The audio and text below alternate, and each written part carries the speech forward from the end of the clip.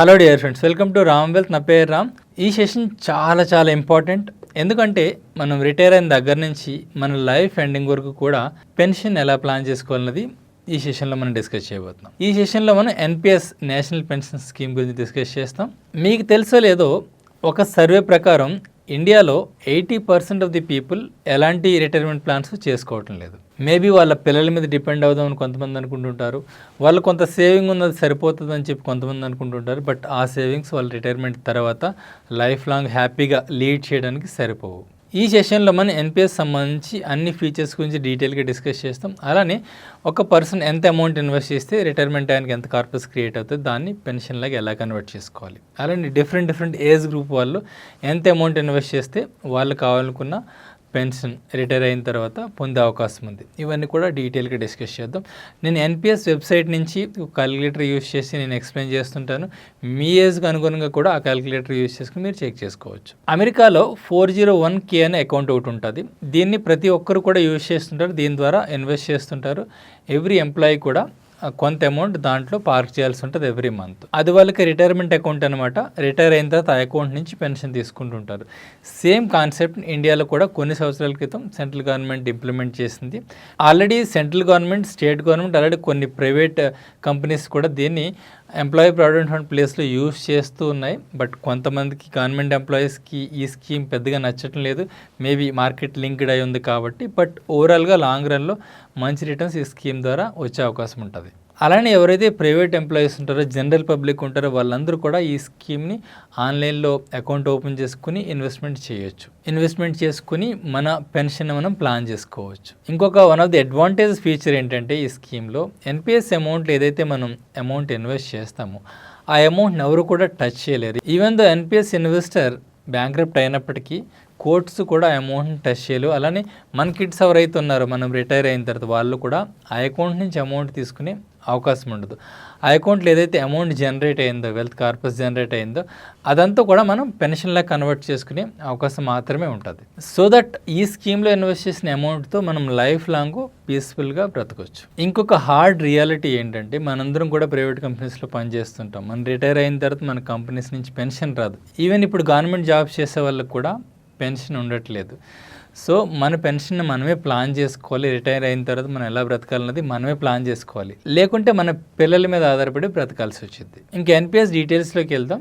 Eligibility వచ్చేసి any citizen of India can invest. 18 years నుంచి 65 years వరకు ఏజ్ గ్రూప్లో ఉన్న వాళ్ళు ఎవరైనా కూడా ఈ స్కీమ్లో ఇన్వెస్ట్ చేయొచ్చు. ఇంకొక ఇంపార్టెంట్ థింగ్ ఏంటంటే ఎన్ఆర్ఐస్ కూడా ఈ స్కీమ్లో ఇన్వెస్ట్ చేయొచ్చు. ఈ స్కీమ్లో ఎవరు ఇన్వెస్ట్ చేయలేరు. Overseas citizen of India, person of Indian origin, HUFs ఈ స్కీమ్లో ఇన్వెస్ట్ చేయలేవు. కాంట్రిబ్యూషన్స్ ఈ స్కీమ్లో ఎంతెంత చేయొచ్చు. మినిమం ఇన్వెస్ట్మెంట్ వచ్చేసి పర్ ఇయర్కి 1000 ఇన్వెస్ట్ చేయాలి.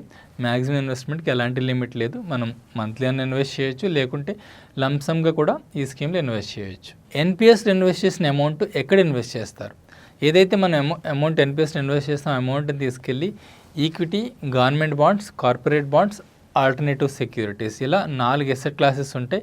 ఈ 4 ఎసెట్ క్లాసెస్లో డివైడ్ చేసి ఇన్వెస్ట్ చేస్తుంటారు. సో దట్ మనకి బ్యాలెన్స్డ్ రిటర్న్ వస్తుంది. ఇన్వెస్ట్మెంట్ మోడ్స్ 2 types ఉంటాయి ఈ స్కీమ్లో. Active mode, auto mode. Active mode అంటే different asset classes, 4 asset classes ఉన్నాయి కదా, అందులో ఈచ్ ఎసెట్ క్లాస్లో ఎంత అమౌంట్ ఇన్వెస్ట్ చేయాలనేది మనమే డిసైడ్ చేసుకోవచ్చు. అలా కాకుండా ఆటో మోడ్ సెలెక్ట్ చేసుకున్నామంటే మన ఏజ్ ప్రకారం ఇన్వెస్ట్మెంట్స్ మూవ్ అవుతుంటుంది. అందులో కూడా మళ్ళీ 3 types ఉంటాయి: అగ్రెసివ్, మోడరేటివ్, కన్జర్వేటివ్ అని. అగ్రెసివ్లో వచ్చేసి 35 years లోపు వాళ్ళకి 75% వరకు కూడా ఈక్విటీలోకి వెళ్తుంది. మిగతా 25% మిగతా ఎసెట్ క్లాసెస్లో డివైడ్ అవుతుంది. ఇంకా మోడరేట్లో వచ్చినట్టయితే 50% ఈక్విటీలోకి వెళ్తుంది. మిగతా బ్యాలెన్స్ మిగతా ఎసెట్ క్లాసెస్లోకి వెళ్తుంది. ఇంకా కన్జర్వేటివ్ మోడ్లో వచ్చేసి 25% ఈక్విటీలోకి వెళ్తుంది. 75% మిగతా 3 ఎసెట్ క్లాసెస్, సేఫ్ ఎసెట్ క్లాసెస్లోకి వెళ్తుంది అనమాట. అలానే ఈ స్కీమ్లో అకౌంట్ ఓపెన్ చేసుకునేటప్పుడు మనం పెన్షన్ ఫండ్ మేనేజర్ని కూడా మనం డిసైడ్ చేసుకోవాల్సి ఉంటుంది. ఎలాగైతే మనం మ్యూచువల్ ఫండ్స్ సెలెక్ట్ చేసుకుంటామో అలానే ఇక్కడ 8 పెన్షన్ ఫండ్ మేనేజర్స్ ఉన్నారు. ఇక్కడ నేను ఈ లిస్టులో చూపిస్తున్నట్టుగా SBI, LIC, UTI, HDFC, ICICI, Kotak, Aditya Birla, Tata pension management limited. ఈ ఫండ్ హౌసెస్లో ఏదో ఫండ్ హౌస్ మనం సెలెక్ట్ చేసుకోవాల్సి ఉంటుంది. ఏ ఫండ్ హౌస్ అయితే రిటర్న్స్ బెటర్గా ఇస్తుందో ఆ ఫండ్ హౌస్ని మీరు సెలెక్ట్ చేసుకోవచ్చు. ఈ ఫండ్ హౌసెస్ రిటర్న్స్ ఎలా ఉన్నాయన్నది కూడా మనం తర్వాత చెక్ చేద్దాం. ఇంకా ఎన్పిఎస్ సంబంధించి ట్యాక్స్ బెనిఫిట్స్ చూసినట్టయితే అండర్ సెక్షన్ 80C కింద 1,50,000 మనకి ట్యాక్స్ ఎగ్జామ్షన్ వస్తుంది ఎవ్రీ ఇయర్ మనం ఇన్వెస్ట్మెంట్ చేసిన దాంట్లో. అండర్ సెక్షన్ 80CC(d)లో అడిషనల్గా 50,000 ఎగ్జామ్షన్ వస్తుంది ఎన్పిఎస్లో ఇన్వెస్ట్ చేసిన అమౌంట్కి. సో ఎన్పిఎస్లో ఇన్వెస్ట్ చేయడం ద్వారా మనం ఎవ్రీ ఇయర్ ట్యాక్స్ని కూడా తగ్గించుకోవచ్చు. ఇంకా మెచ్యూరిటీ తర్వాత 60 years అప్పుడు ఏదైతే వెల్త్ క్రియేట్ అవుతుందో అందులో 60% వరకు మనం విత్డ్రా చేసుకునే అవకాశం ఉంటుంది. కానీ 40% వరకు ట్యాక్స్ ఎగ్జామ్షన్ ఉంటుంది, 20% మటుకు ట్యాక్సిబుల్ అవుతుంది అనమాట. అంటే ఒక సింపుల్ ఎగ్జాంపుల్ తీసుకున్నట్టయితే మనకు 1 crore కార్పస్ జనరేట్ అయింది అనుకోండి, 40 lakhs వరకు ఎలాంటి ట్యాక్స్ లేకుండా విత్డ్రా చేసుకోవచ్చు. మిగతా 60 lakhs మీద మనం పెన్షన్ వచ్చేలాగా ప్లాన్ చేసుకోవచ్చు. ఇంకా మెచ్యూరిటీ విత్డ్రాయల్ రూల్స్ చూసుకున్నట్టయితే మనకి 60 years అప్పుడు మెచ్యూరిటీకి వస్తుందని చెప్పుకున్నాం కదా, 60% మనం విత్డ్రా చేసుకునే అవకాశం ఉంటుంది. 40% అమౌంట్ ఖచ్చితంగా మనం పెన్షన్కి కన్వర్ట్ చేసుకోవాలి.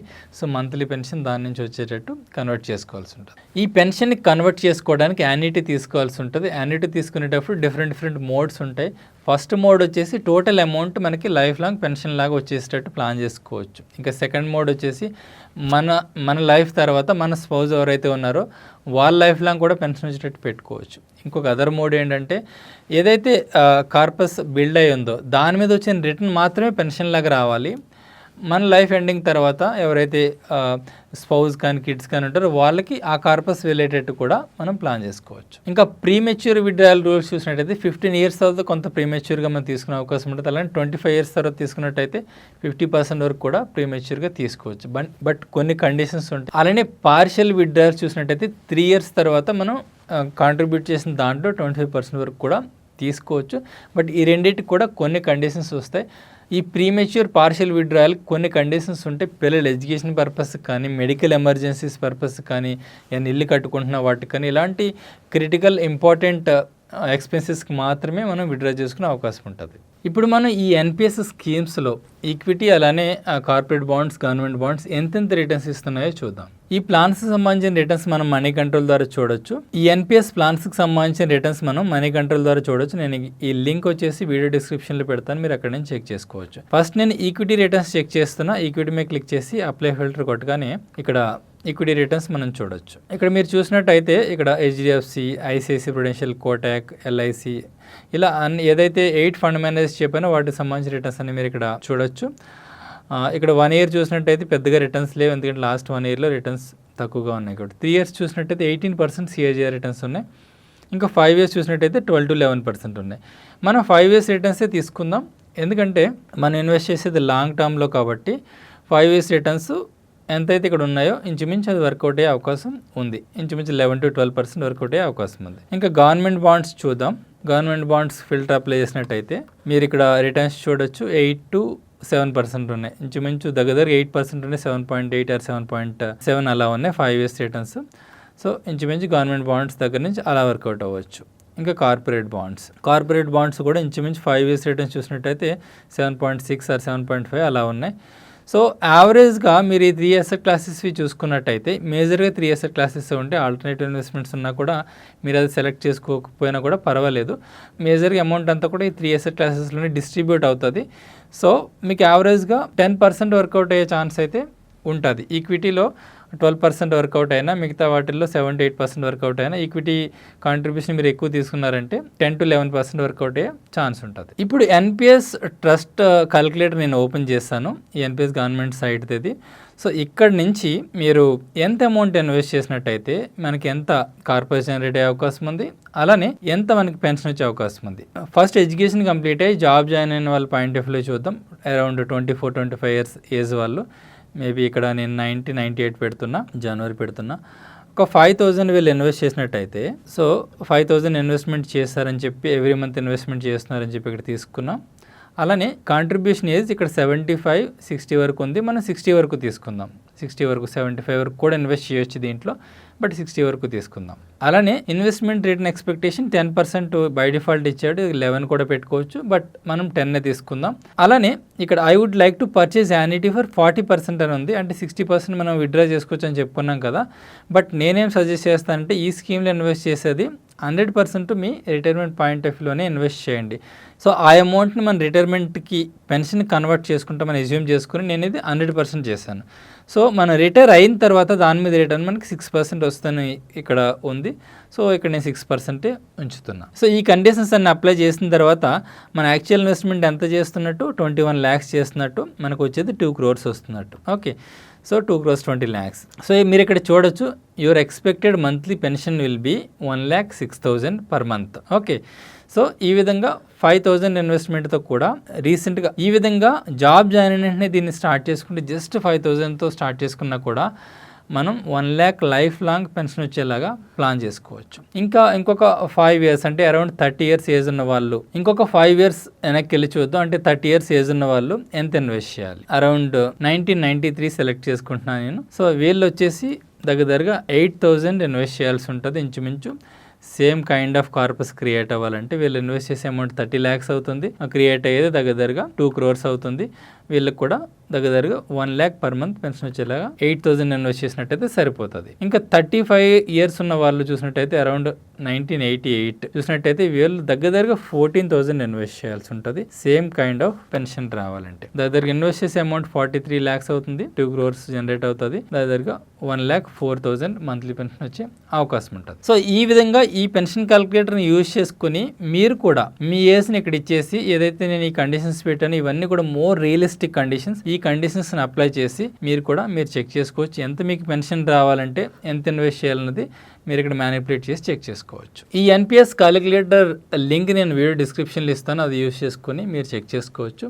సో సెషన్ అయితే కంప్లీట్ చేసాం. హోప్ మీకు నచ్చింది అనుకుంటా. నేనైతే నా రిటైర్మెంట్ కోసం నేను ఆల్రెడీ ఎన్పిఎస్లో ఇన్వెస్ట్ చేస్తున్నాను. మీరు కూడా మీ రిటైర్మెంట్ కూడా పీస్ఫుల్గా ఉండాలంటే ఎన్పిఎస్ ఇన్వెస్ట్మెంట్ స్టార్ట్ చేసుకోండి. ఇది చాలా యూజ్ఫుల్ సెషన్. ఇది మీ ఫ్రెండ్స్ అందరికీ షేర్ చేయండి. అలానే మన ఛానల్కి ఇంకా మీరు సబ్స్క్రైబ్ చేయనట్టయితే సబ్స్క్రైబ్ చేయండి. అలానే మీకు ఇంకా డీమెట్ అకౌంట్ లేనట్టయితే మీరు మ్యూచువల్ ఫండ్స్లో కానీ షేర్స్లో కానీ ఇన్వెస్ట్ చేయాలంటే నేను ఈ వీడియో డిస్క్రిప్షన్లో Zerodha, Angel broking, Upstox, Paytm account opening links ఇచ్చాను.